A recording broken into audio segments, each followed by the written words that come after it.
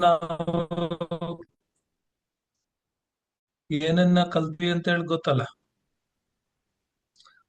So ಅದಕ್ಕೆ ನಿಮ್ಮ ಒಂದು ನೆನಪಿಗೆ ಬರೋದಕ್ಕೋಸ್ಕರವಾಗಿ ಆ ಒಂದನೇ ವಚನವನ್ನ ನಾನು ಫಸ್ಟ್ ತೋರಿಸ್ತಾ ಇರ್ತಕ್ಕಂಥದ್ದು. ಆ ಒಂದನೇ ವಚನದಲ್ಲಿ ಅಪೊಸ್ತಲನಾದಂತ ಪೌಲನು ಹೇಳ್ತಕ್ಕಂಥದ್ದು ಏನಂತ ಹೇಳಿದ್ರೆ, ಅದುದರಿಂದ ಎಲೈ ಮನುಷ್ಯನೇ, ಮತ್ತೊಬ್ಬರಲ್ಲಿ ದೋಷ ಎಣಿಸುವ ನೀನು ಯಾವನಾದರೂ ಸರಿಯೇ, ಉತ್ತರ ಹೇಳುವುದಕ್ಕೆ ನಿನಗೆ ಮಾರ್ಗವಿಲ್ಲ. ಹೇಗೆಂದರೆ, ಮತ್ತೊಬ್ಬರಲ್ಲಿ ದೋಷವೆಣಿಸುವುದರಿಂದ ನಿನ್ನನ್ನು ನೀನೇ ದೋಷಿ ಎಂದು ತೀರ್ಪು ಮಾಡಿಕೊಂಡ ಹಾಗಾಯಿತು. ಮತ್ತೊಬ್ಬರಲ್ಲಿ ದೋಷವೆಣಿಸುವ ನೀನು ಆ ದೋಷಗಳನ್ನೇ ನಡೆಸುತ್ತೀಯಲ್ಲ ಎಂಬುದಾಗಿ ಅಲ್ಲಿ ಹೇಳ್ತಾ ಇರ್ತಕ್ಕಂಥದ್ದು.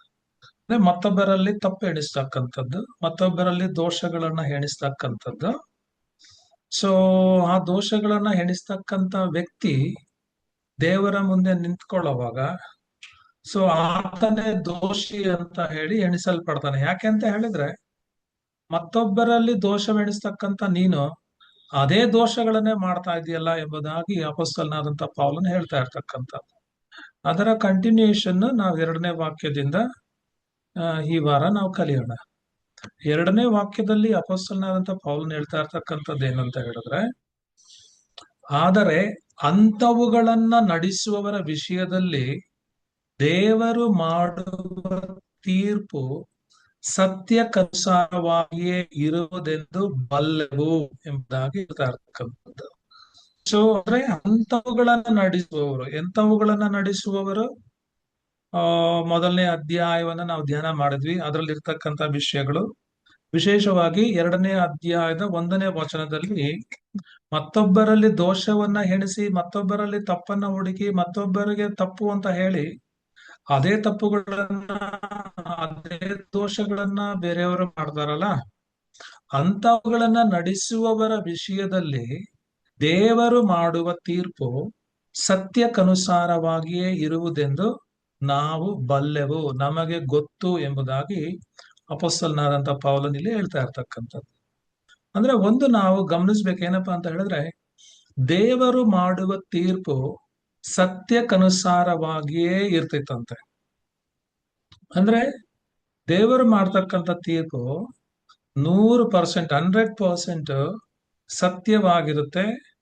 ಆ ಸತ್ಯದ ಅಡಿಸ್ಥಾನದಲ್ಲಿ ಅದಿರ್ತೈತೆ. ಸೊ ಆ ನ್ಯಾಯ ತೀರ್ಪಿನಲ್ಲಿ ಯಾವುದೇ ಪಕ್ಷಪಾತ ಇರೋದಿಲ್ಲ, ಯಾವುದೇ ಪಾರ್ಶಿಯಾಲಿಟಿ ಇರೋದಿಲ್ಲ. ಇನ್ನೊಂದು ರೀತಿಯಲ್ಲಿ ಹೇಳ್ಬೇಕು ಅಂತ ಹೇಳಿದ್ರೆ, ದೇವರ ತೀರ್ಪು ಸತ್ಯವಾದಂತ ತೀರ್ಪು, ಸತ್ಯಕ್ಕನುಸಾರವಾಗಿರ್ತಕ್ಕಂಥ ತೀರ್ಪು, ಸತ್ಯದ ಅಡಿಸ್ಥಾನದಲ್ಲಿರ್ತಕ್ಕಂಥ ತೀರ್ಪು ಆಗಿರೋದ್ರಿಂದ ಅಲ್ಲಿ ವ್ಯತ್ಯಾಸಗಳು ಬರೋದಿಲ್ಲ, ವ್ಯತ್ಯಾಸದ ತೀರ್ಪುಗಳಿಲ್ಲ. ಇವತ್ತು ಕೋರ್ಟ್ಗಳಲ್ಲಿ ಅನೇಕ ನ್ಯಾಯ ತೀರ್ಪುಗಳನ್ನ ಮಾಡ್ತಾ ಇದ್ದಾರೆ. ಆದ್ರೆ ಯಾವ್ದು ಸರಿ, ಯಾವ್ದು ತಪ್ಪು, ಯಾವ್ದು ಸತ್ಯಕ್ಕನುಸಾರವಾಗಿದೆ, ಯಾವ್ದು ಸತ್ಯಕ್ಕನುಸಾರವಾಗಿಲ್ಲ ಎಂಬುದಾಗಿ ನಮಗ್ ಗೊತ್ತಾಗಲ್ಲ. ಆದ್ರೆ ದೇವರು ಮಾಡ್ತಕ್ಕಂಥ ತೀರ್ಪು 100%, 100% ಸತ್ಯದ ಅಡಿಸ್ಥಾನದಲ್ಲಿ ಇರ್ತೈತೆ.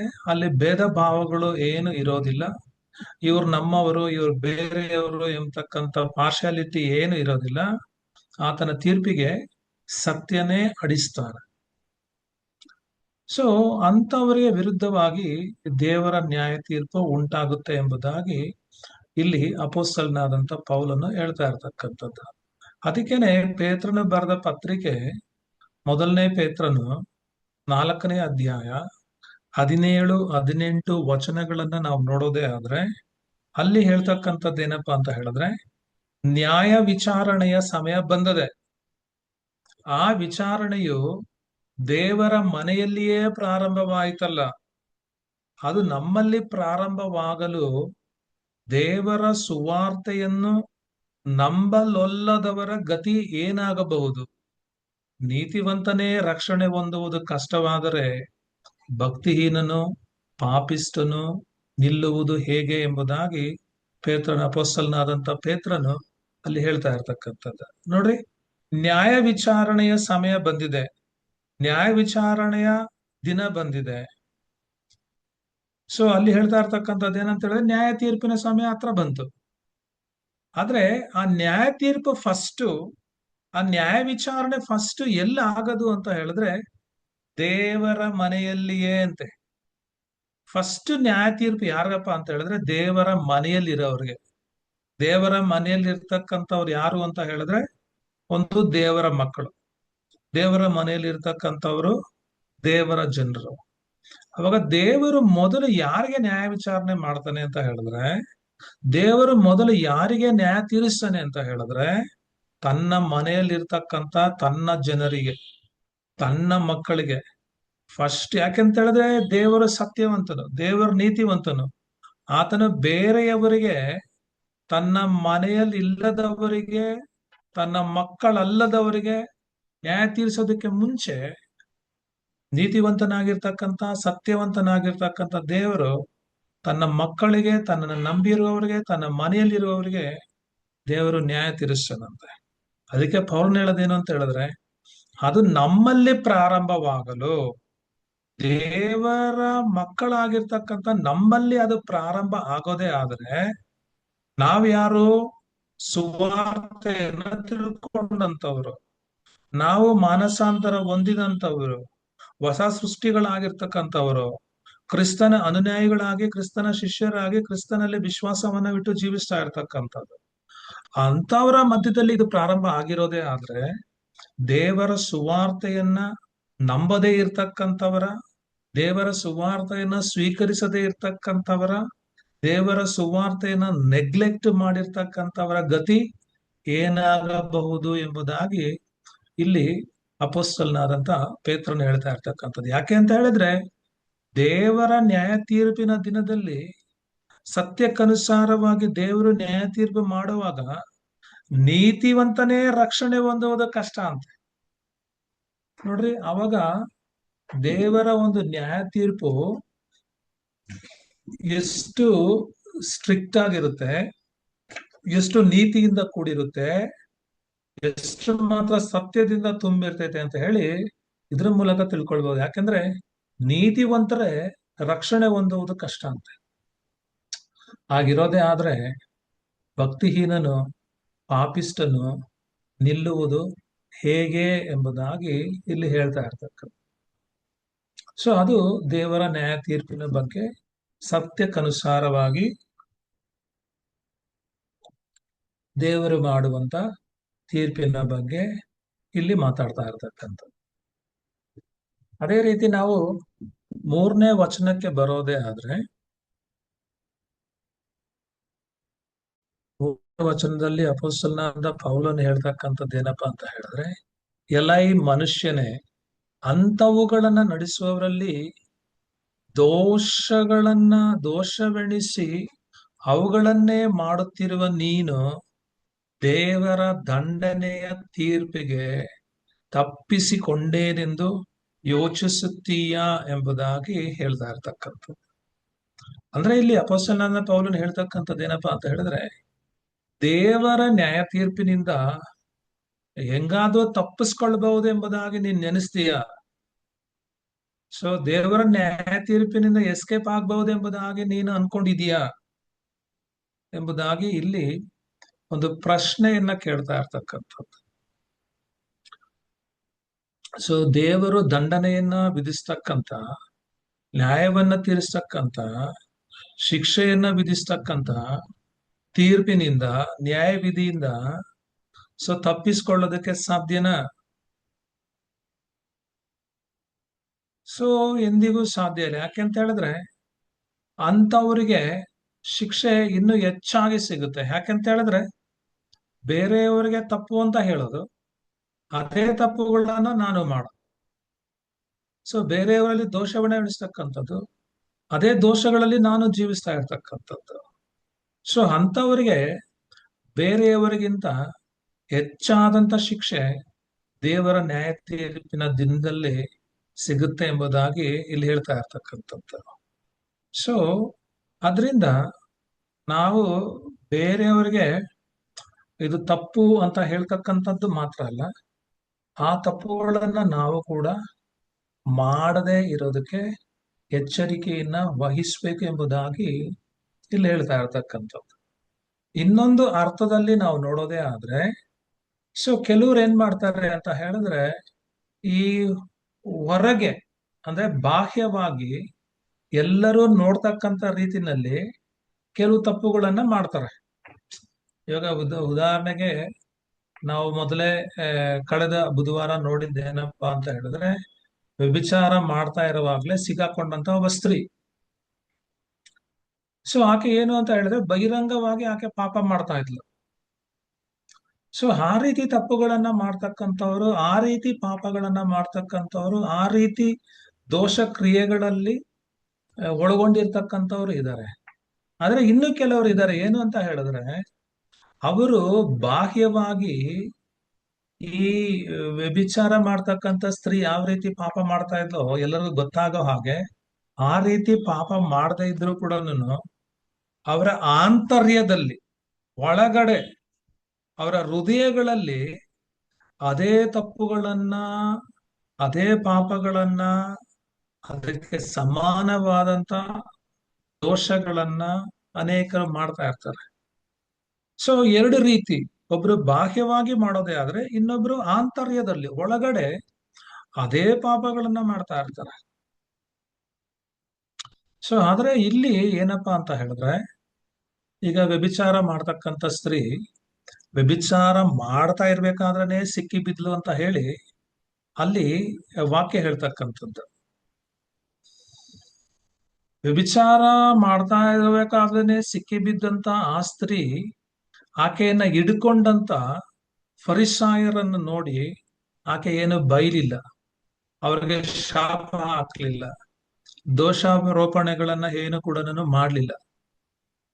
ಸೊ ಆಕೆ ಸಿಗಾಕೊಂಡ್ಲು, ಯೇಸು ಸ್ವಾಮಿ ಮುಂದೆ ಹೇಳ್ಕೊಂಬಂದ್ರು, ಸುಮ್ನೆ ಇದ್ಲು, ಏನು ರಿಯಾಕ್ಷನ್ ಏನು ಮಾಡಕ್ಕೆ ಹೋಗಿಲ್ಲ. ಆದ್ರೆ ಆಕೆನ ಎಳ್ಕೊಂಡ್ ಬಂದಂತ ಫರಿಸಾಯರಿದಾರಲ್ಲ, ಅವ್ರೇನಪ್ಪಾ ಅಂತ ಹೇಳಿದ್ರೆ ನೀತಿವಂತರು ಎಂಬತಕ್ಕಂತ ಒಂದು ಆಕ್ಟಿಂಗ್ ಮಾಡ್ತಕ್ಕಂಥದ್ದನ್ನ ನಾವಲ್ಲಿ ನೋಡಬಹುದು. ನೀತಿವಂತರೆಂಬುದಾಗಿ ಹೇಳ್ಕೊಳ್ತಕ್ಕಂಥ ಫರಿಸಾಯರು ಆ ಹೆಂಗಸನ್ನ ಯೇಸು ಕ್ರಿಸ್ತನ ಬಳಿಗೆ ಹೇಳ್ಕೊಂಡ್ ಬಂದು ಸಿಕ್ಕಾಪಟ್ಟೆ ದೂಷಣೆ ಮಾಡ್ತಾರೆ. ಸೊ ಆದ್ರೆ ಅಲ್ಲಿ ಗಮನಿಸಬೇಕಾಗಿರ್ತಕ್ಕಂಥದ್ದು ಏನಪ್ಪಾ ಅಂತ ಹೇಳಿದ್ರೆ, ಆಕೆ ವ್ಯಭಿಚಾರ ಮಾಡ್ತಾ ಇರುವಾಗ್ಲೇನೆ ಇವ್ರು ಹಿಡ್ಕೊಂಡಿದ್ದಾರೆ. ಈ ಹೆಂಗಸನ್ನ ಮಾತ್ರ ಹಿಡ್ಕೊಂಡ್ರು. ಆದ್ರೆ ಈ ಹೆಂಗಸಿನ ಜೊತೆಯಲ್ಲಿ ವ್ಯಭಿಚಾರ ಮಾಡ್ತಾ ಇದ್ದಂತ ಒಬ್ಬ ಪುರುಷನನ್ನ, ಒಬ್ಬ ಗಂಡಸನ್ನ ಯಾಕೆ ಈ ಫರಿಸಾಯರು ಹಿಡ್ಕೊಂಡ್ಲಿಲ್ಲ? ಅವನನ್ನ ಯಾಕೆ ಬಿಟ್ಬಿಟ್ರು? ಯಾಕೆ ಅವನನ್ನ ಯೇಸು ಕ್ರಿಸ್ತನ ಮುಂದೆ ನಿಲ್ಲಿಸ್ಲಿಲ್ಲ? ಯಾಕಂದ್ರೆ ಯೋಹಾನನ ಬರೆದ ಸುವಾರ್ತೆ ನೀವು ಗಮನಿಸೋದೇ ಆದ್ರೆ 8ನೇ ಅಧ್ಯಾಯ 4ನೇ ವಚನದಲ್ಲಿ ಹೇಳ್ತಕ್ಕಂಥದ್ದು ಏನಂತ ಹೇಳಿದ್ರೆ, ಈ ಹೆಂಗಸು ವ್ಯಭಿಚಾರ ಮಾಡುತ್ತಿರುವಾಗಲೇ ಕೈಗೆ ಸಿಕ್ಕಿ ಬಿದ್ದಳು, ರೆಡ್ ಹ್ಯಾಂಡೆಡ್ ಆಗಿ ಆಕೆಯನ್ನ ಇವ್ರು ಹಿಡ್ಕೊಂಡ್ರು.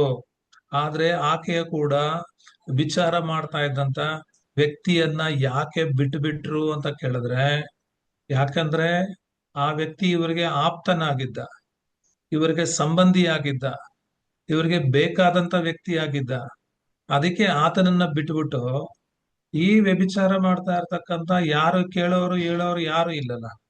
ಸೊ ಈ ಸ್ತ್ರೀನ ಹೇಳ್ಕೊಂಡು ಹೋಗಿ ದೋಷಾರೋಪಣೆಗಳನ್ನ ಹೊರಿಸಿ ಯೇಸು ಕ್ರಿಸ್ತನ ಮುಂದೆ ನಿಲ್ಲಿಸಿ ಕಲ್ಲೆಸೆದು ಕೊಲ್ಬೇಕು ಅಂತ ಹೇಳಿ ಅವ್ರ ಕೈಗಳಲ್ಲಿ ಕಲ್ಲುಗಳನ್ನ ತಗೊಳ್ತಕ್ಕಂಥದ್ದನ್ನ ನಾವು ನೋಡ್ರಿ. ಅಲ್ಲಿ ನಾವು ನೋಡೋದು ಏನಪ್ಪಾ ಅಂತ ಹೇಳಿದ್ರೆ, ಸೊ ಈಕೆ ಬಾಹ್ಯವಾಗಿ ವ್ಯಭಿಚಾರ ಮಾಡ್ತಾ ಇರ್ಬೇಕಾದ್ರೇನೆ ಆಕೆ ಸಿಕ್ಕಿ ಬಿದ್ಲು. ಸೊ ಓಕೆ, ಆದರೆ ಸೊ ಇವರ ಒಂದು ಆಲೋಚನೆ ಹೇಗಿತ್ತು? ಸೊ ಇವರು ಕೂಡ ಅದೇ ಒಂದು ತಪ್ಪನ್ನ ಬಾಹ್ಯವಾಗಿ ಮಾಡದೆ ಹೋದ್ರು ಆಂತರಿಕವಾಗಿ ಅದನ್ನ ಮಾಡಿದ್ದಾರೆ. ಆಂತರ್ಯದಲ್ಲಿ, ಹೃದಯದಲ್ಲಿ, ತಮ್ಮ ಮನಸ್ಸಿನಲ್ಲಿ ಅದೇ ತಪ್ಪುಗಳನ್ನ ಮಾಡಿದ್ದಾರೆ. ಆಗಿರೋದೇ ಆದ್ರೆ ಸೊ ದೇವರ ನ್ಯಾಯ ತೀರ್ಪಿನಿಂದ ತಪ್ಪಿಸಿಕೊಳ್ಳೋದಕ್ಕೆ ಹೆಂಗ್ ಸಾಧ್ಯ? ಸೊ ದೇವರ ದಂಡನೆಯಿಂದ, ದೇವರ ಒಂದು ನ್ಯಾಯ ತೀರ್ಪಿನಿಂದ, ಶಿಕ್ಷೆಯಿಂದ ತಪ್ಪಿಸಿಕೊಳ್ಳೋದಕ್ಕೆ ಸಾಧ್ಯ ಇಲ್ಲ ಎಂಬುದಾಗಿ ಇಲ್ಲಿ ಹೇಳ್ತಾ ಇರ್ತಕ್ಕಂಥದ್ದು. ಸೊ ವ್ಯಭಿಚಾರ ಮಾಡಿದಂತ ಸ್ತ್ರೀಯನ್ನ ಫರಿಸಾಯರೊಟ್ಟಿಗೆ, ನೀತಿವಂತರಾಗಿರ್ತಕ್ಕಂಥ ಫರಿಸಾಯರೊಟ್ಟಿಗೆ ಕಂಪೇರ್ ಮಾಡೋದೇ ಆದ್ರೆ, ಸೊ ದೇವರ ದೃಷ್ಟಿಯಲ್ಲಿ ಈ ವ್ಯಭಿಚಾರ ಮಾಡಿದಂತ ಸ್ತ್ರೀ ಈ ಫರಿಸಾಯರಿಗಿಂತ ಎಷ್ಟೋ ಬೆಟರ್. ಈ ವ್ಯಭಿಚಾರ ಮಾಡಿದಂತ ಸ್ತ್ರೀ ಫರಿಸಾಯರಿಗಿಂತ ಒಳ್ಳೆಯವಳು. ಆಕೆ ಶಾರೀರಿಕವಾಗಿ ಮಾತ್ರ ಪಾಪ ಮಾಡಲು, ಫರಿಸಾಯರು ತಮ್ಮ ಹೃದಯದಲ್ಲಿ, ಮನಸ್ಸಿನಲ್ಲಿ, ಆಲೋಚನೆಗಳಲ್ಲಿ ಪಾಪವನ್ನು ಮಾಡ್ತಾ ಇದ್ರು. ಸೊ ಅವರು ಮನಸ್ಸಿನ ಆಲೋಚನೆಗಳಲ್ಲಿ, ಹೃದಯದಲ್ಲಿ ಪಾಪ ಮಾಡಿ ಕೂಡ ಈ ಸ್ತ್ರೀಯನ್ನ ಬಹಳ ಕೆಳಮಟ್ಟವಾಗಿ ನೋಡ್ತಾ ಇದ್ರು. ಒಂದು ಅವಮಾನದ ರೀತಿನಲ್ಲಿ, ಯಾವುದೇ ಒಂದು ಮರ್ಯಾದೆನ ಕೊಡದೆ, ಪ್ರಾಣಿಗಿರ್ಬೇಕಾದಂತ ಮರ್ಯಾದೆ ಕೂಡ ಕೊಡದೆ ಆಕೆಯನ್ನ ನೋಡ್ತಾ ಇದ್ರು. ಆದರೆ ನೀತಿವಂತನಾದಂತ, ಪರಿಶುದ್ಧನಾದಂತ ಯೇಸು ಕ್ರಿಸ್ತನ್ ಏನ್ ಮಾಡ್ದ ಅಂತ ಹೇಳಿದ್ರೆ, ಆ ಸ್ತ್ರೀಯನ್ನ ನೋಡಿ ಆಕೆಯನ್ನ ದೂಷಿಸ್ತಾ ಇಲ್ಲ, ಆಕೆಯನ್ನ ಕೆಳಮಟ್ಟದಲ್ಲಿ ನೋಡ್ತಾ ಇಲ್ಲ, ಆಕೆಯನ್ನ ಹೀಯಾಳಿಸ್ತಾ ಇಲ್ಲ. ಅದಕ್ಕೆ ಬದಲಾಗಿ ಯೇಸುಸ್ವಾಮಿಯಲ್ಲಿ ಕರುಣೆಯನ್ನ ತೋರಿಸ್ತಾ ಇರ್ತಕ್ಕಂಥದ್ದನ್ನ ನಾವು ನೋಡಬಹುದು. ಸೊ ಅಂದ್ರೆ ಯೇಸು ಕ್ರಿಸ್ತನು ಆಕೆಯ ಪಾಪವನ್ನ ನೋಡಿ ಕಣ್ಮುಚ್ಕೊಂಡ ಅಂತ ಹೇಳೋದಕ್ ಸಾಧ್ಯ ಇಲ್ಲ. ಆ ರೀತಿ ನಾವು ತಿಳ್ಕೊಳ್ಬಾರ್ದು. ಪರವಾಗಿಲ್ಲ ಬಿಡಮ್ಮ, ಎಲ್ರು ತಪ್ಪು ಮಾಡ್ತಾರೆ, ನೀನು ಮಾಡಿದ್ಯಾ, ಸರಿ ಹೋಗ್ಬಿಡು ಅಂತ ಹೇಳಿ ಯೇಸು ಸ್ವಾಮಿಯಲ್ಲಿ ಹೇಳ್ತಾ ಇಲ್ಲ. ಯೇಸು ಕ್ರಿಸ್ತನು ತಪ್ಪು ತಪ್ಪಂತಾನೆ ಕರೆದಿರ್ತಕ್ಕಂಥದ್ದು ಬೈಬಲ್ ನಲ್ಲಿ. ಪಾಪವನ್ನ ಪಾಪ ಎಂಬುದಾಗೆ ಹೇಳಿರ್ತಕ್ಕಂಥದ್ದು. ಯೇಸು ಕ್ರಿಸ್ತನ್ ಯಾವತ್ತೂ ಕೂಡ ಕಾಂಪ್ರಮೈಸ್ ಆಗ್ಲಿಲ್ಲ. ಆದ್ರೆ ಅಲ್ಲಿ ಈ 8ನೇ ಅಧ್ಯಾಯ 11ನೇ ವಚನಕ್ಕೆ ಬರೋದೇ ಆದ್ರೆ, ಯೇಸು ಕ್ರಿಸ್ತನ ಬಹಳ ಸ್ಪಷ್ಟವಾಗಿ ಆ ಸ್ತ್ರೀ ಹತ್ರ ಹೇಳ್ತಾ ಇರ್ತಕ್ಕಂಥದ್ದು ಏನಂತ ಹೇಳಿದ್ರೆ, ಯೋಹಾನನ ಬರೆದ ಸುವಾರ್ತೆ 8ನೇ ಅಧ್ಯಾಯ 11ನೇ ವಾಕ್ಯದಲ್ಲಿ ಹೇಳ್ತಕ್ಕಂಥದ್ದೇನು ಅಂತ ಹೇಳಿದ್ರೆ, ಯೇಸು ಆಕೆಗೆ ಹೋಗು, ಪಾಪ ಮಾಡಬೇಡ ಎಂದು ಹೇಳಿದನು. ನೋಡ್ರಿ, ಇನ್ನು ಮುಂದೆ ಒಂದ್ ಸಾರಿ ಕೂಡ ನೀನಿಂತ ಪಾಪ ಮಾಡಬೇಡ. ಇಂಗ್ಲಿಷ್ ಟ್ರಾನ್ಸ್ಲೇಷನ್ ನಾವು ನೋಡೋದೇ ಆದ್ರೆ, ಈ set go and do not do this again, do not even once ಎಂಬುದಾಗಿ ಹೇಳ್ತಾ ಇರ್ತಾರೆ. ಇನ್ನು ಒಂದು ಸಾರಿ ಕೂಡ ನೀನು ಈ ಪಾಪವನ್ನು ಮಾಡಬೇಡ ಎಂಬುದಾಗಿ ಅಲ್ಲಿ ಹೇಳ್ತಾ ಇರ್ತಕ್ಕಂಥದ್ದು. ಸೊ ದೇವರು ಪಾಪಗಳನ್ನ ದ್ವೇಷಿಸ್ತಾನೆ, ಆದ್ರೆ ಪಾಪಿಗಳನ್ನ ದೂಷಿಸೋದಿಲ್ಲ. ಸೊ ದೇವರು ಪಾಪಗಳನ್ನ ದ್ವೇಷ ಮಾಡ್ತಾನೆ, ಆದ್ರೆ ಪಾಪಿಗಳನ್ನ ದೂಷಿಸೋದಿಲ್ಲ. ಸೊ ದೇವರು ಎಂದಿಗೂ ಪಾಪವನ್ನ ಸಹಿಸ್ಕೊಳ್ಳೋದಿಲ್ಲ. ಯಾಕೆಂತ ಹೇಳಿದ್ರೆ ಆತನು ಪರಿಶುದ್ಧನು, ಪರಿಶುದ್ಧನು, ಪರಿಶುದ್ಧನು. ಆದ್ರೆ ಪಾಪ ಮಾಡುವಂತವರನ್ನ ತನ್ನ ಕರುಣೆಯ ಮೂಲಕ ಕ್ಷಮಿಸಿ ಅವ್ರಿಗೆ ಇನ್ನೊಂದು ಚಾನ್ಸ್ ಕೊಡ್ತಕ್ಕಂತ ಒಂದು ಮನೋಭಾವವನ್ನ ನಾವಿಲ್ಲಿ ನೋಡೋದಕ್ಕೆ ಸಾಧ್ಯ. ಅದಕ್ಕೆ ಯೇಸುಸ್ವಾಮಿ ಆ ಸ್ತ್ರೀ ಹತ್ರ ಹೇಳೋದೇನು ಅಂತ ಹೇಳಿದ್ರೆ, ಇನ್ನು ಮುಂದೆ ಪಾಪ ಮಾಡಬೇಡ. ಇದುವರೆಗೂ ನೀನ್ ಪಾಪ ಮಾಡ್ದೆ, ಓಕೆ, ನಾನು ಅದನ್ನೆಲ್ಲ ಕ್ಷಮಿಸಿದ್ದೀನಿ. ಆದ್ರೆ ಇನ್ನು ಮುಂದೆ ಈ ಪಾಪದ ಜೀವನದಲ್ಲಿ ನೀನು ಕಂಟಿನ್ಯೂ ಮಾಡಬೇಡ ಎಂಬುದಾಗಿ ಅಲ್ಲಿ ಯೇಸುಸ್ವಾಮಿ ಹೇಳ್ತಾ ಇರ್ತಕ್ಕಂಥದ್ದು. ಯಾಕೆಂತ ಹೇಳಿದ್ರೆ ದೇವರು ಪಾಪವನ್ನ ಬಹಳ ಗಂಭೀರವಾಗಿ ತೆಗೆದುಕೊಳ್ತಾನೆ, ಬಹಳ ಸೀರಿಯಸ್ ಆಗಿ ಅದನ್ನ ತೆಗೆದುಕೊಳ್ತಾನೆ. ಸೊ ಯಾಕೆ ಅಂತ ಹೇಳಿದ್ರೆ ಪಾಪ ಒಂದ್ ರೀತಿ ಕುಷ್ಠರೋಗ ಇದ್ದಂಗೆ. ಸೊ ನಿಮ್ಗೆ ಕೆಲವ್ರಿಗಾದ್ರೂ ಕುಷ್ಠರೋಗ ಅಂದ್ರೆ ಏನು ಅಂತ ಗೊತ್ತಿರಬಹುದು ಅಂತ ತಿಳ್ಕೊಂಡಿದ್ದೀನಿ.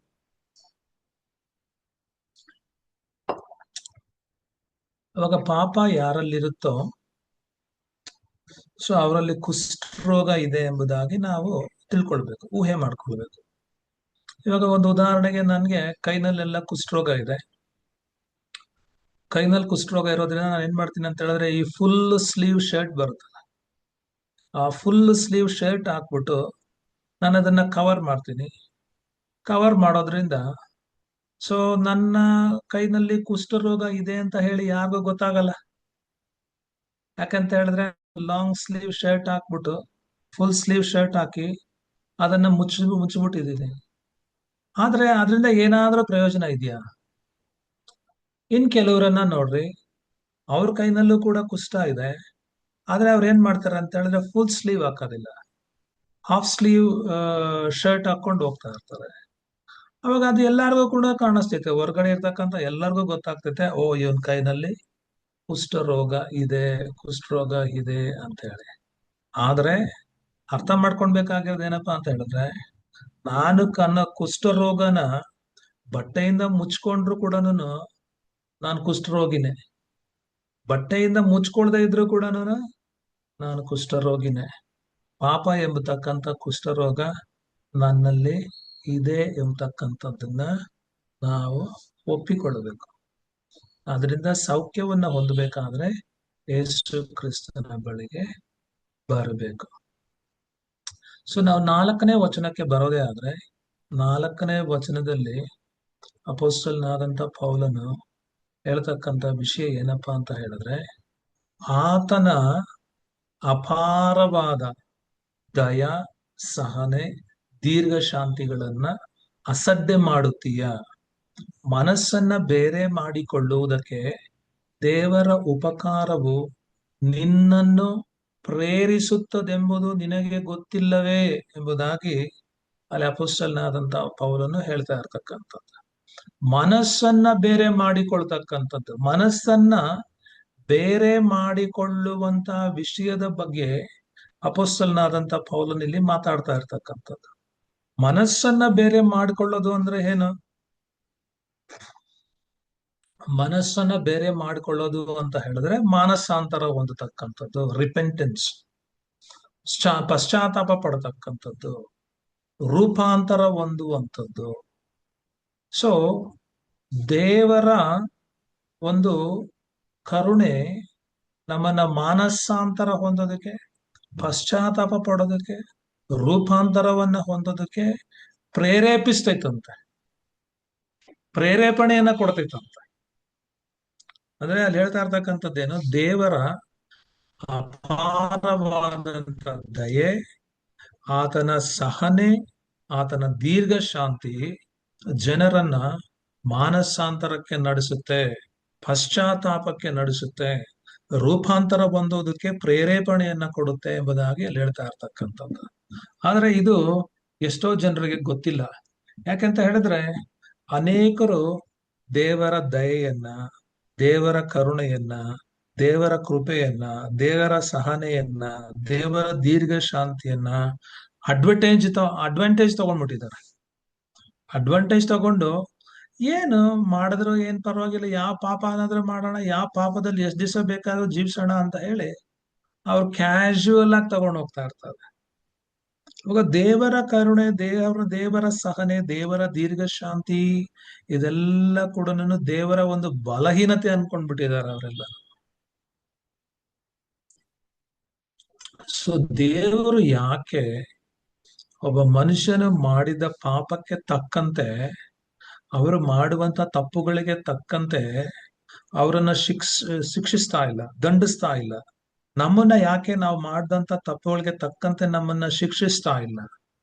ಅದಕ್ಕೆ ಕಾರಣ ಏನು ಅಂತ ಹೇಳಿದ್ರೆ, ಸೊ ದೇವರ ಒಂದು ಕರುಣೆ, ದೇವರ ಒಂದು ಸಹನೆ, ದೇವರ ಒಂದು ದೀರ್ಘ ಶಾಂತಿ, ಸೊ ಇದನ್ನ ಸೂಚಿಸ್ತಕ್ಕಂಥದ್ದು. ದೇವರು ಅದನ್ನೆಲ್ಲ ಸಹಿಸ್ಕೊಳ್ತಾ ಇದ್ದಾನೆ. ಯಾಕೆ ಸಹಿಸ್ಕೊಳ್ತಾ ಇದ್ದಾನೆ ಅಂತ ಹೇಳಿದ್ರೆ, ಅಟ್ಲೀಸ್ಟ್ ಆತನು ಶಾಂತವಾಗಿರ್ತಕ್ಕಂಥದ್ದು, ಆತನ ಸಹನೆಯಿಂದ ಸಹಿಸ್ಕೊಳ್ತಾ ಇರ್ತಕ್ಕಂಥದ್ದು, ಕರುಣೆಯನ್ನ ತೋರಿಸ್ತಾ ಇರ್ತಕ್ಕಂಥದ್ದು, ಇವ ಪಾಪವನ್ನ ಮಾಡ್ತಾ ಇರ್ತಕ್ಕಂಥ ನನಗೂ ನಿಮಗೂ ಬೇರೆಯವರಿಗೂ ಅದು ಪಶ್ಚಾತ್ತಾಪವನ್ನ ಉಂಟು ಮಾಡ್ಲಿ, ಅದು ರೂಪಾಂತರವನ್ನ ಉಂಟು ಮಾಡ್ಲಿ, ಒಂದು ಬದಲಾವಣೆಯನ್ನ ತೆಗೆದುಕೊಂಡು ಬರ್ಲಿ ಎಂಬತಕ್ಕಂಥ ಉದ್ದೇಶದಿಂದ ದೇವರು ಮಾಡಿದಂತ ತಪ್ಪುಗಳಿಗೆ ಶಿಕ್ಷೆ ಕೊಡದೆ ಸಹಿಸ್ಕೊಳ್ತಾ ಇರ್ತಕ್ಕಂಥದ್ದು. ಸೊ ದೇವರು ದೀರ್ಘ ಕ್ಷಮೆಯುಳ್ಳವನಾಗಿ ನೀನ್ ಏನು ಮಾಡಿದ್ರು ಅದನ್ನೆಲ್ಲ ಸಹಿಸ್ಕೊಂಡು, ಆ ನೋವುಗಳನ್ನ ನುಂಗಿಕೊಂಡು ಸಹನೆಯಿಂದ ಇರೋದು ಯಾಕೆ ಅಂತ ಕೇಳಿದ್ರೆ, ಒಂದು ದಿನ ನೀನ್ ಅಟ್ಲೀಸ್ಟ್ ದೇವರ ಸತ್ಯವನ್ನ ಕೇಳಿ ಪಶ್ಚಾತ್ತಾಪ ಪಟ್ಟು ಮಾನಸಾಂತರದಿಂದ ನೀನ್ ದೇವರ ಬಳಿಗೆ ತಿರುಗಿ ಬರ್ತೀಯಾ ಎಂಬತಕ್ಕಂತ ಒಂದು ನಿರೀಕ್ಷೆಯಿಂದ ದೇವರು ಕಾಯ್ತಾ ಇರ್ತಕ್ಕಂಥದ್ದು. ಆ ನಿರೀಕ್ಷೆಯನ್ನ ಇಟ್ಟುಕೊಂಡು ದೇವರು ನಾನು ಮಾಡಿದಂತ, ನೀವು ಮಾಡಿದಂತ ತಪ್ಪುಗಳಿಗೆ ಕೊಡಬೇಕಾಗಿರ್ತಕ್ಕಂಥ ದಂಡನೆಯನ್ನ, ಶಿಕ್ಷೆಯನ್ನ ಕೊಡದೆ ಆತನೇ ನೋವು ತಿಂತಾ ಇರ್ತಕ್ಕಂಥದ್ದು. ಸೊ ಅದಕ್ಕೆ ನಾವೆಷ್ಟೆಲ್ಲ ತಪ್ಪುಗಳನ್ನ ಮಾಡಿದ್ರು ದೇವ್ರು ಯಾಕೆ ಶಿಕ್ಷಿಸ್ತಾ ಇಲ್ಲ? ಅಂದ್ರೆ ಇದನ್ನೇ ಉತ್ತರ. ಸೊ ಇದನ್ನ ಅಪೊಸ್ತಲನಾದಂತ ಪೌಲನು ಇಲ್ಲಿ ಹೇಳ್ತಾ ಇರ್ತಕ್ಕಂಥದ್ದು. ಸೊ ಎಷ್ಟೆಲ್ಲಾ ತಪ್ಪುಗಳನ್ನ ಮಾಡಿದ್ರು, ಎಷ್ಟೆಲ್ಲಾ ಪಾಪಗಳನ್ನ ಮಾಡಿದ್ರು, ದೇವ್ರು ನಮಗೆ ಶಿಕ್ಷೆ ಕೊಟ್ಟಿಲ್ಲ, ದೇವರು ನಮ್ಮನ್ನ ಸಾಯಿಸ್ಲಿಲ್ಲ. ಸೊ ದೇವರ ಒಂದು ಸ್ಟ್ಯಾಂಡರ್ಡ್ ಅನ್ನ ನೋಡೋದೇ ಆದ್ರೆ, ದೇವರ ಒಂದು ಪರಿಶುದ್ಧತೆಯನ್ನು ನೋಡೋದೇ ಆದ್ರೆ, ದೇವರ ಒಂದು ನೀತಿಯನ್ನ ನೋಡೋದೇ ಆದ್ರೆ, ಸೊ ದೇವರು ನಮ್ಮನ್ನ ಸಾಯಿಸ್ಬೇಕು. ದೇವರು ಆ, ನಮ್ಮನ್ನ ಭೂಮಿ ಮೇಲೆ ತೆಗೆದು ಬಿಡ್ಬೇಕು. ಆದ್ರೆ ದೇವರು ಅದೆಲ್ಲವನ್ನ ಸಹಿಸ್ಕೊಳ್ತಾ ಇದ್ದಾರೆ. ಸೊ ದೇವರ ಕರುಣೆ, ದೇವರ ಒಂದು ಸಹನೆ, ದೇವರ ಒಂದು ದೀರ್ಘ ಶಾಂತಿಯ ಉದ್ದೇಶ ಏನು ಅಂತ ಹೇಳಿದ್ರೆ, ಅವರನ್ನ ಅಥವಾ ಜನರನ್ನ ಮಾನಸಾಂತರಕ್ಕೆ ನಡೆಸಬೇಕು, ಜನರನ್ನ ತನ್ನ ಬಳಿಗೆ ನಡೆಸಬೇಕು ಎಂತಕ್ಕಂತ ಒಂದು ಉದ್ದೇಶದಿಂದ. ಸೊ ಅದನ್ನ ನಾವು ತಪ್ಪಿ ಹೋದ ಮಗನ ಒಂದು ಜೀವನದಲ್ಲೂ ಕೂಡ ಕಲಿಬಹುದು. ತಪ್ಪಿ ಹೋದಂತ ಮಗನು ಯಾವ ರೀತಿ ತಂದೆಯ ಬಳಿಗೆ ಬಂದಾಗ ಸೊ ದೀರ್ಘ ಕ್ಷಮೆಯಿಂದ ಆತನನ್ನ ಸ್ವೀಕರಿಸಿದ್ನೋ, ಅದೇ ರೀತಿ ದೇವರು ಇವತ್ತಲ್ಲ ಅಂದ್ರೆ ನಾಳೆ ಇವನ್ ನನ್ನ ಬಳಿಗೆ ಬರ್ತಾನೆ, ಪಶ್ಚಾತ್ತಾಪ ಪಡ್ತಾನೆ, ಬದಲಾಗ್ತಾನೆ ಅಂತ ಹೇಳಿ ದೀರ್ಘ ಕ್ಷಮೆಯಿಂದ, ಸಹನೆಯಿಂದ, ದಯೆಯಿಂದ ಕಾಯ್ತಾ ಇರ್ತಕ್ಕಂಥದ್ದನ್ನ ನಾವು ನೋಡ್ತೇವೆ. ಸೊ ಅದು ನೀನು ಮಾನಸಾಂತರ ಹೊಂದೋದಕ್ಕೆ, ಪಶ್ಚಾತ್ತಾಪ ಪಡೋದಕ್ಕೆ ನಿನ್ನನ್ನ ಪ್ರೇರೇಪಿಸ್ತಾ ಇಲ್ವಾ ಎಂಬುದಾಗಿ ಅಪೊಸ್ತಲನಾದಂತ ಪೌಲನು ಇಲ್ಲಿ ಕೇಳ್ತಾ ಇರ್ತಕ್ಕಂಥದ್ದು. ಸೊ ಇದು ನಮಗೊಂದು ಪಾಠ ಇಲ್ಲಿ. ಏನಪ್ಪ ಪಾಠ ಅಂತ ಹೇಳಿದ್ರೆ, ಕೆಲವು ಸಾರಿ ಏನ್ ಮಾಡ್ತಾರೆ ಅಂತ ಹೇಳಿದ್ರೆ, ನೀವು ಚರ್ಚ್ಗಳಲ್ಲಿ ಪ್ರೇಯರ್ ಮೀಟಿಂಗ್ಸ್ ಕೆಲವರು ಈ ಸುವಾರ್ತೆ ಹೇಳ್ತಕ್ಕಂಥದ್ದನ್ನ, ಕೆಲವರು ಈ ಪ್ರಸಂಗ ಮಾಡ್ತಕ್ಕಂಥದ್ದನ್ನ ನೀವು ಕೇಳೋದೇ ಆದ್ರೆ, ಅವರ ಪ್ರಸಂಗದ ಮೂಲಕವಾಗಿ, ಆ ದೇವರ ವಾಕ್ಯಗಳ ಮೂಲಕವಾಗಿ ಅನೇಕರನ್ನ ಖಂಡಿಸ್ತಕ್ಕಂಥದ್ದು ಮಾತ್ರ ಅಲ್ಲ, ಅದರಿಂದ ಚುಚ್ಚಿ ಚುಚ್ಚಿ ಮಾತಾಡ್ತಾ ಇರ್ತಾರೆ. ಅವ್ರ ಪ್ರಸಂಗನ ಕೇಳೋವಾಗ್ಲೇನೆ, ಅವ್ರ ಸುವಾರ್ತೆಯನ್ನ ಕೇಳೋವಾಗ್ಲೇನೆ ಗೊತ್ತಾಗ್ಬಿಡ್ತೈತೆ ಇವ್ರು ಯಾರನ್ನೋ ಬೈತಾ ಇದ್ದಾರೆ, ತಮ್ಮ ಕೋಪವನ್ನ ತೀರಿಸ್ಕೊಳ್ತಾ ಇದ್ದಾರೆ ಎಂಬುದಾಗಿ. ಅಂದ್ರೆ ತುಂಬಾ ತಪ್ಪು ಹೊರಿಸ್ತಾ ಇರ್ತಕ್ಕಂಥದ್ದು.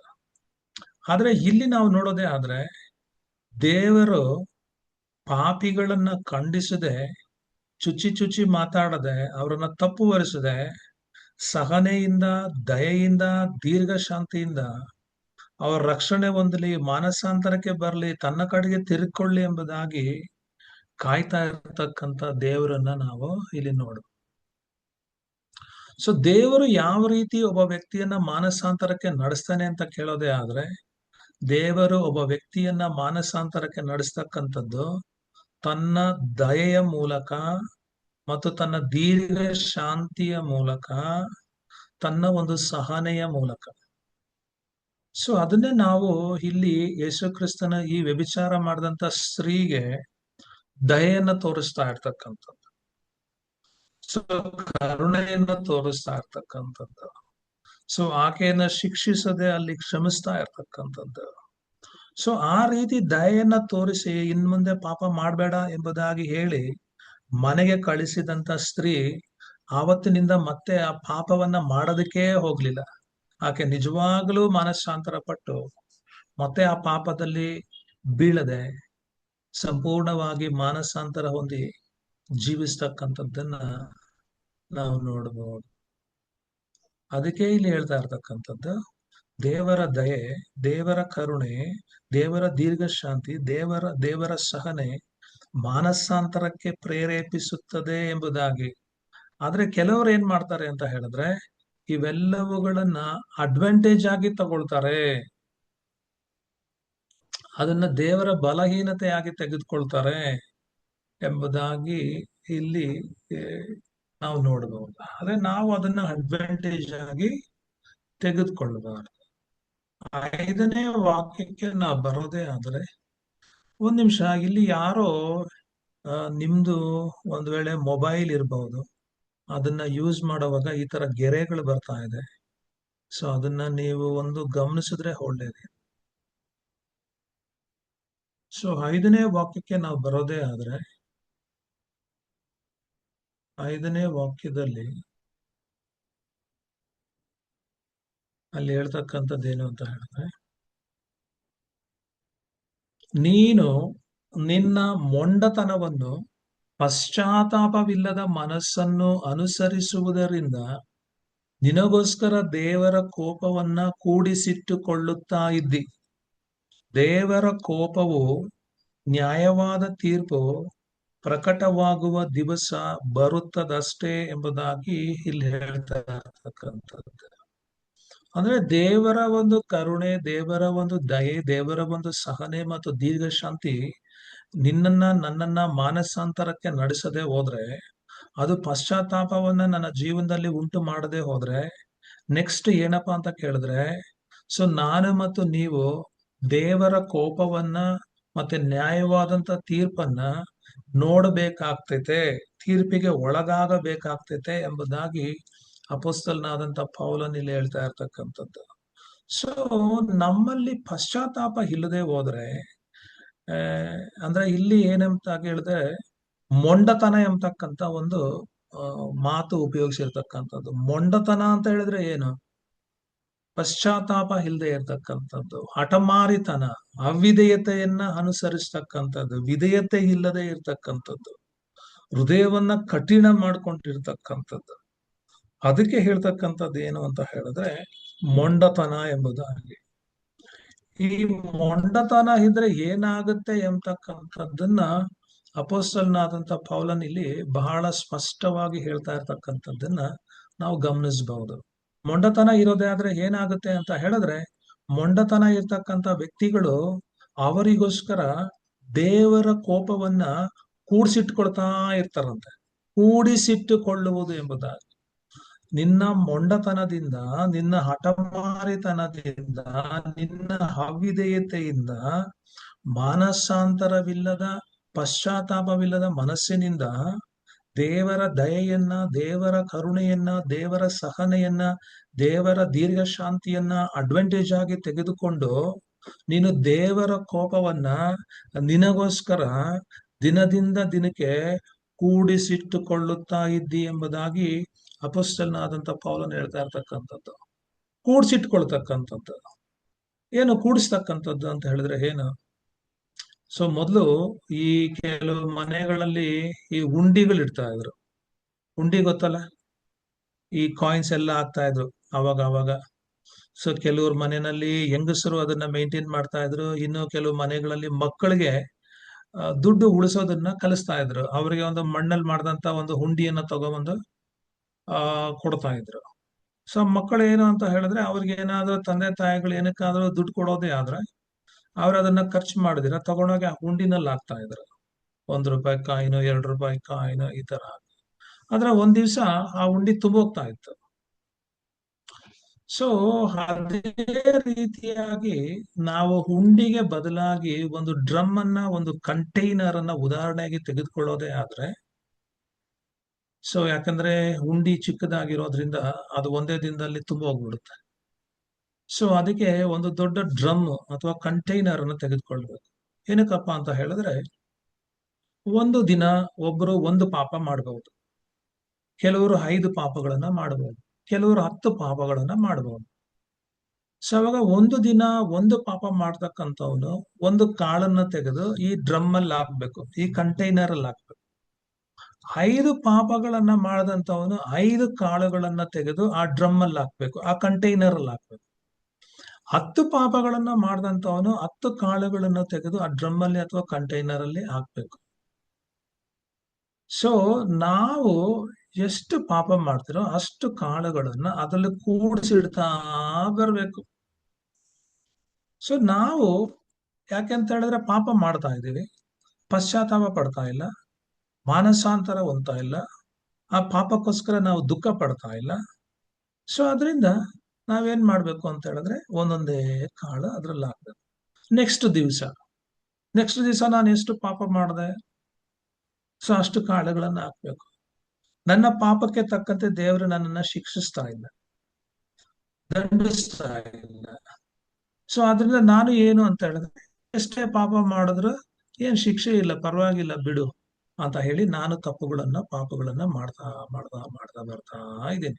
ಅವು ಒಂದೊಂದು ಪಾಪಕ್ಕೆ ಒಂದೊಂದು ಕಾಳನ್ನ ನಾವು ಹಾಕೋದೇ ಆದ್ರೆ ದಿನದಿಂದ ದಿನಕ್ಕೆ ಆ ಕಂಟೈನರ್ ಅಲ್ಲಿ, ಆ ಡ್ರಮ್ ಅಲ್ಲಿ ಕಾಳಗಳು ಜಾಸ್ತಿ ಆಗುತ್ತಾ ಹೋಗ್ತೈತೆ.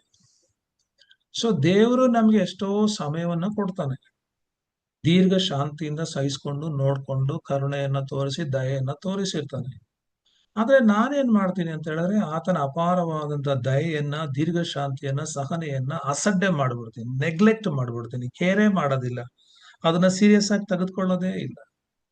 ಅವಾಗ ಏನಾಗುತ್ತೆ ಅಂತ ಹೇಳಿದ್ರೆ ಸುಮಾರು ವರ್ಷಗಳ ನಂತರ ಒಂದು ದಿವಸ ಆ ಡ್ರಮ್ ಫುಲ್ ಆಗೋಗ್ತೈತೆ, ಆ ಕಂಟೈನರ್ ಕೂಡ ಫುಲ್ ಆಗೋಗ್ತೈತೆ. ಯಾವಾಗ ಡ್ರಮ್ ಫುಲ್ ಆಗುತ್ತೆ, ಯಾವಾಗ ಕಂಟೈನರ್ ಫುಲ್ ಆಗುತ್ತೆ, ಅವಾಗ ಏನ್ ಮಾಡ್ತಾರೆ ಅಂತ ಹೇಳಿದ್ರೆ ದೇವರು ತನ್ನ ನೀತಿಯುಳ್ಳ ನ್ಯಾಯ ತೀರ್ಪನ್ನ ನಮ್ಮ ಮೇಲೆ ಬರಮಾಡ್ತಾನೆ. ಆವಾಗ ಡ್ರಮ್ನ ಓಪನ್ ಮಾಡ್ತಾನೆ, ಕಂಟೈನರ್ನ ಓಪನ್ ಮಾಡ್ತಾನೆ. ಆಗ ಪುಸ್ತಕಗಳು ತೆರೆಯಲ್ಪಡ್ತವೆ. ಆ ಡ್ರಮ್ ಅಲ್ಲಿ ಎಷ್ಟು ಕಾಳುಗಳಿದೆ, ಪುಸ್ತಕದಲ್ಲಿ ಏನೆಲ್ಲ ಬರೆಯಲ್ಪಟ್ಟಿದೆ, ಅದಕ್ಕೆ ತಕ್ಕಂತೆ ದೇವರು ನ್ಯಾಯವನ್ನ ತೀರಿಸ್ತಾನೆ, ದೇವರು ನ್ಯಾಯವನ್ನ ವಿಧಿಸ್ತಾನೆ. ಅಂದ್ರೆ ನಾನು ಹುಟ್ಟಿದಂದಿನಿಂದ ಸಾಯುವ ತನಕ ಏನೆಲ್ಲ ಪಾಪ ಮಾಡಿದ್ದೀನಿ, ಅದಕ್ಕೆ ಒಂದೇ ಡೋಸ್ ಅಲ್ಲಿ ಒಂದೇ ಸಾರಿ ಅಧಿಕ ಪ್ರಮಾಣದಲ್ಲಿ ಶಿಕ್ಷೆಯನ್ನ ಬರಮಾಡ್ತಾನೆ. ಅದನ್ನ ಸಹಿಸ್ಕೊಳ್ಳೋದಕ್ಕೂ ಕೂಡ ನಾನು ಸಾಧ್ಯ ಆಗೋದಿಲ್ಲ.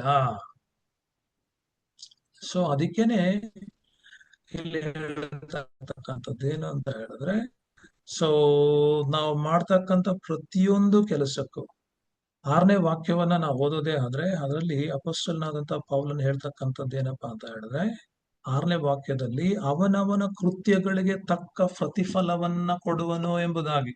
ನೋಡ್ರಿ, ಒಂದ್ ದಿವಸ ಪಾತ್ರೆ ತುಂಬುತ್ತೆ, ಡ್ರಮ್ ತುಂಬುತ್ತೆ, ನಮ್ದು ಕಂಟೈನರ್ ತುಂಬುತ್ತೆ. ಅವನು ಆ ನ್ಯಾಯ ತೀರ್ಪಿನ ದಿನದಲ್ಲಿ ಅವನವನ ಕೃತ್ಯಗಳಿಗೆ ತಕ್ಕ ಪ್ರತಿಫಲವನ್ನ ಕೊಡುವನು ಎಂಬುದಾಗಿ ಇಲ್ಲಿ ಅಪೊಸ್ತಲನಾದಂತ ಪೌಲನು ಹೇಳ್ತಾ ಇರ್ತಕ್ಕಂಥದ್ದು. ತಕ್ಕ ಪ್ರತಿಫಲವನ್ನ, ನಾವು ಆಡುವಂತ ಪ್ರತಿಯೊಂದು ಮಾತಿಗೆ ತಕ್ಕ ಪ್ರತಿಫಲವನ್ನ, ನಾವು ಗಾಸಿಪ್ಪು ಇಲ್ಲದೆ ಇರ್ತಕ್ಕಂಥವರ ಬಗ್ಗೆ ಕಿವಿ ಓದತಕ್ಕಂಥದ್ದಕ್ಕೆ ತಕ್ಕದಾದಂತ ಪ್ರತಿಫಲವನ್ನ, ನಾವು ಮಾಡುವಂತ ಒಳ್ಳೆಯದಕ್ಕೆ ತಕ್ಕದಾದಂತ ಪ್ರತಿಫಲವನ್ನ, ನಾವು ಮಾಡುವಂತ ಪಾಪದ ಕೆಲಸಕ್ಕೆ ತಕ್ಕದಾದಂತ ಪ್ರತಿಫಲವನ್ನ, ನಮ್ಮ ಗುಣಗುಟ್ಟುವಿಕೆಗೆ ತಕ್ಕದಾದಂತ ಪ್ರತಿಫಲವನ್ನ, ದೋಷಾರೋಪಣೆಗಳಿಗೆ ತಕ್ಕದಾದಂತ ಪ್ರತಿಫಲವನ್ನ, ಸುವಾರ್ತೆಯನ್ನ ಕೇಳಿ ಅವಿಧೇಯರಾಗಿದ್ದಕ್ಕೆ ತಕ್ಕದಾದಂತ ಪ್ರತಿಫಲವನ್ನ, ದೇವರಿಗೆ ಪ್ರಥಮ ಸ್ಥಾನವನ್ನ ಕೊಡದೇ ಇದ್ದದಕ್ಕಾಗಿ ತಕ್ಕದಾದಂತ ಪ್ರತಿಫಲವನ್ನ, ಅವನವನ ಕೃತ್ಯಗಳಿಗೆ ನಾವು ಪ್ರತಿ ದಿವಸ ಏನೆಲ್ಲ ಕೆಲಸ ಮಾಡ್ತೀವಿ ಅದಕ್ಕೆ ತಕ್ಕದಾದಂತ ಪ್ರತಿಫಲವನ್ನ ಕೊಡೋದಕ್ಕಾಗಿ ಎಂಬುದಾಗಿ ಇಲ್ಲಿ ಹೇಳ್ತಾ ಇರ್ತಕ್ಕಂಥದ್ದು. ಅದನ್ನೇ ಇನ್ನೊಂದು ರೀತಿನಲ್ಲಿ ಅಪೊಸ್ತಲನಾದಂತ ಪೌಲನು ಈ ಕೊರಿಂಥದವರಿಗೆ ಬರೆದ 2ನೇ ಪತ್ರಿಕೆ 5ನೇ ಅಧ್ಯಾಯ 10ನೇ ವಚನದಲ್ಲಿ ಹೇಳೋದೇನಂತ ಹೇಳಿದ್ರೆ, ಯಾಕೆಂದರೆ ಪ್ರತಿಯೊಬ್ಬನು ತನ್ನ ದೇಹದ ಮೂಲಕ ನಡೆಸಿದ ಒಳ್ಳೆಯದಕ್ಕಾಗಲಿ ಕೆಟ್ಟದಕ್ಕಾಗಲಿ ಸರಿಯಾಗಿ ಪ್ರತಿಫಲವನ್ನ ಹೊಂದುವುದಕ್ಕೋಸ್ಕರ ನಾವೆಲ್ಲರೂ ಕ್ರಿಸ್ತನ ನ್ಯಾಯಾಸನದ ಮುಂದೆ ಯಥಾಸ್ಥಿತಿಯಲ್ಲಿ ಕಾಣಿಸಿಕೊಳ್ಳಬೇಕು. ನೋಡ್ರಿ, ಪ್ರತಿಯೊಬ್ಬನು ತನ್ನ ದೇಹದ ಮೂಲಕ ಅಂತ ಹೇಳಿದ್ರೆ ಭೂಲೋಕದಲ್ಲಿ ತನ್ನ ದೇಹದಲ್ಲಿ ಏನೆಲ್ಲ ಕೆಲಸಗಳನ್ನ ನಡೆಸಿರ್ತಾನೆ. ಮನುಷ್ಯನು ಒಳ್ಳೇದನ್ನು ಮಾಡ್ತಾನೆ, ಕೆಟ್ಟದ್ದನ್ನು ಮಾಡ್ತಾನೆ. ನೋಡ್ರಿ, ಇಲ್ಲಿ ಹೇಳ್ತಕ್ಕಂಥದ್ದು ಏನಂತ ಹೇಳಿದ್ರೆ ತನ್ನ ದೇಹದ ಮೂಲಕ ನಡೆಸಿದ ಒಳ್ಳೇದಕ್ಕಾಗಲಿ ಕೆಟ್ಟದಕ್ಕಾಗಲಿ. ಇವಾಗ ದೇಹ ಅಂತ ಹೇಳಿದ್ರೆ ಅದರಲ್ಲಿ ಕಣ್ಣು ಒಳಗೊಂಡಿದೆ, ಕಿವಿ ಒಳಗೊಂಡಿದೆ, ಕೈ, ಕಾಲು, ನಮ್ದು ನಾಲಿಗೆ, ನಮ್ದು ಬಾಯಿ, ಅದರಗಳು, ನಮ್ಮ ಹೃದಯ, ಆಲೋಚನೆ, ಮನಸ್ಸು, ವಿಕಾರಗಳು ಇವೆಲ್ಲವೂ ಕೂಡ ಒಳಗೊಂಡಿದೆ. ಸೊ ಇವುಗಳ ಮೂಲಕ ನಡೆಸಿದ ಒಳ್ಳೆಯದಕ್ಕಾಗಲಿ ಕೆಟ್ಟದಕ್ಕಾಗಲಿ ಸರಿಯಾಗಿ ಸರಿಯಾಗಿ ಅಂತ ಹೇಳಿದ್ರೆ ಹೆಚ್ಚು ಕಡಿಮೆ ಏನು ಇಲ್ಲ, ಅದಕ್ಕೆ ತಕ್ಕಂತ ಪ್ರತಿಫಲವನ್ನ ನಾವು ಹೊಂದುವುದಕ್ಕೋಸ್ಕರ, ನನಗೆ ಬೇಡ ಅಂತ ಹೇಳಿ ಬಿಡೋದಕ್ಕಾಗೋದಿಲ್ಲ, ನಾವು ತಕ್ಕ ಪ್ರತಿಫಲವನ್ನ ಹೊಂದಲೇಬೇಕು. ಹೊಂದುವುದಕ್ಕೋಸ್ಕರ ನಾವೆಲ್ಲರೂ ಕೂಡ ಕ್ರಿಸ್ತನ ನ್ಯಾಯಾಸನದ ಮುಂದೆ ನಿಲ್ಲಬೇಕು ಎಂಬುದಾಗಿ ಹೇಳ್ತಾ ಇರ್ತಕ್ಕಂಥದ್ದು. ಸೊ ದೇವರು ಪ್ರತಿಯೊಬ್ಬರ ಪ್ರತಿಯೊಬ್ಬರ ಜೀವನದಲ್ಲಿ ನಡೀತಕ್ಕಂಥದ್ದೆಲ್ಲವನ್ನ ನೋಡಿರುವಂತ ಒಬ್ಬ ದೇವರು. ಸೊ ನೋಡಿರುವಂತಹ ದೇವರು ಮಾತ್ರ ಅಲ್ಲ, ಅವೆಲ್ಲವೂ ಕೂಡ ರೆಕಾರ್ಡ್ ಆಗೋ ಹಾಗೆ, ವಿಡಿಯೋ ಟೇಪು ಯಾವ ತರ ರೆಕಾರ್ಡ್ ಮಾಡ್ತೀವೋ ಆ ರೀತಿ ಅವೆಲ್ಲವುಗಳನ್ನ ಮನುಷ್ಯರ ಮೆದುಳಿನಲ್ಲಿರ್ತಕ್ಕಂಥ ಮೆಮೊರಿ ಶಿಪ್ ಇದೆಯಲ್ಲ, ಅದರಲ್ಲಿ ಆತನು ರೆಕಾರ್ಡ್ ಮಾಡಿರ್ತಕ್ಕಂಥದ್ದು. ಸೊ ನಾವು ಈ ಲೋಕದಲ್ಲಿರ್ತಕ್ಕಂಥ ಮೆಮೊರಿ ಚಿಪ್ ಅನ್ನ ನಾವು ಅದರಲ್ಲಿರ್ತಕ್ಕಂಥ ರೆಕಾರ್ಡಿಂಗ್ಸ್ ಅನ್ನ ನಾವು ಡಿಲೀಟ್ ಮಾಡಬಹುದು. ಆದ್ರೆ ದೇವರು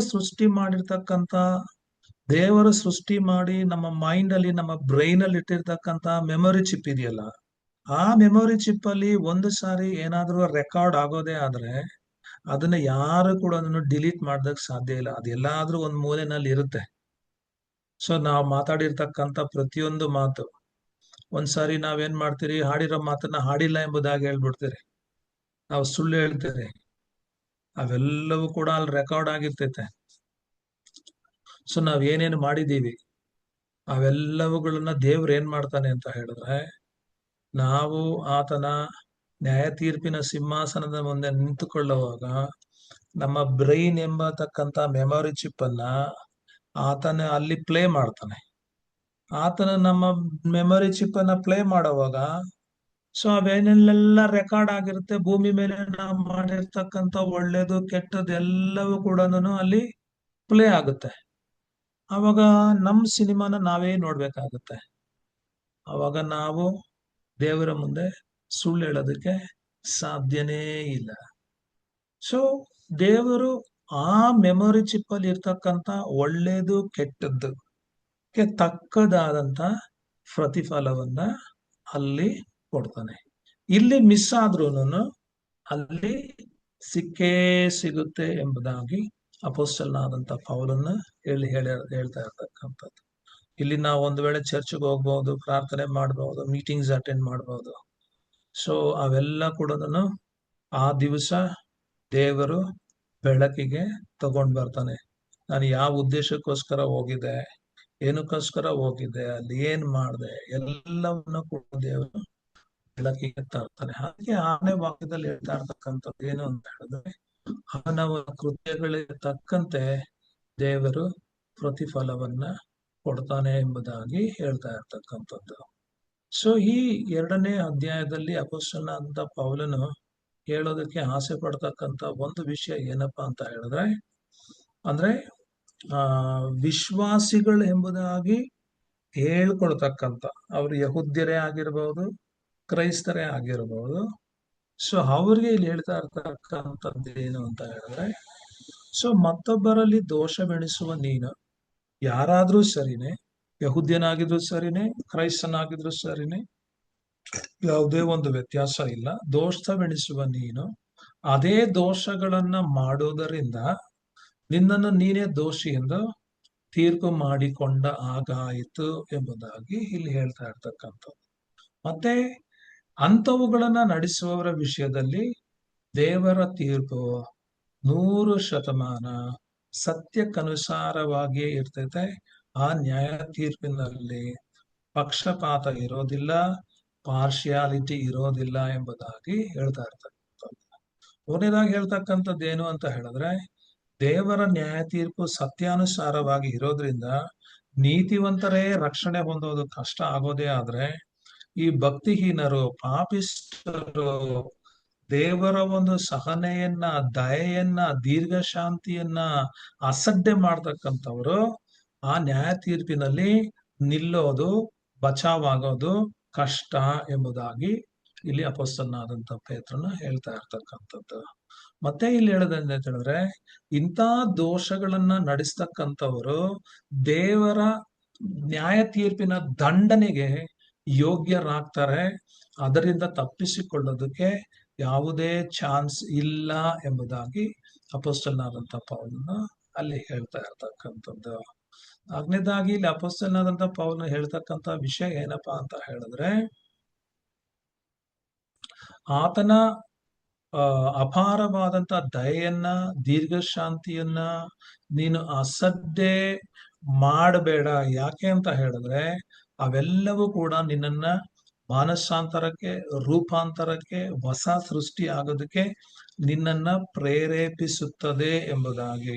ಒಂದು ವೇಳೆ ನೀನೇನಾದ್ರೂ ಅಸಡ್ಡೆ ಮಾಡಿದ್ದೀಯಾ ಅಂತ ಹೇಳಿದ್ರೆ ಅದಕ್ಕೆ ಕಾರಣ ಏನಪ್ಪಾ ಅಂದ್ರೆ, ನೀನು ನಿನ್ನ ಮನಸ್ಸನ್ನ, ನೀನು ನಿನ್ನ ಹೃದಯವನ್ನ ಮೊಂಡತನಕ್ಕೆ ಸಮರ್ಪಿಸಿದ್ದಿ ಎಂಬುದಾಗಿ ಹೇಳ್ತಾ ಇರ್ತಕ್ಕಂಥದ್ದು. ನೀನು ಮೊಂಡತನದಿಂದ, ಪಶ್ಚಾತ್ತಾಪವಿಲ್ಲದ ಮನಸ್ಸಿನಿಂದ ನೀನು ದಿನದಿಂದ ದಿನಕ್ಕೆ ನೀನು ದೇವರ ಕೋಪವನ್ನ ಕೂಡಿಸಿಟ್ಟುಕೊಳ್ತಾ ಇದ್ದಿ ಎಂಬುದಾಗಿ ಅಪೊಸ್ತಲನಾದಂತ ಪೌಲ ಹೇಳ್ತಾ ಇರ್ತಕ್ಕಂಥದ್ದು.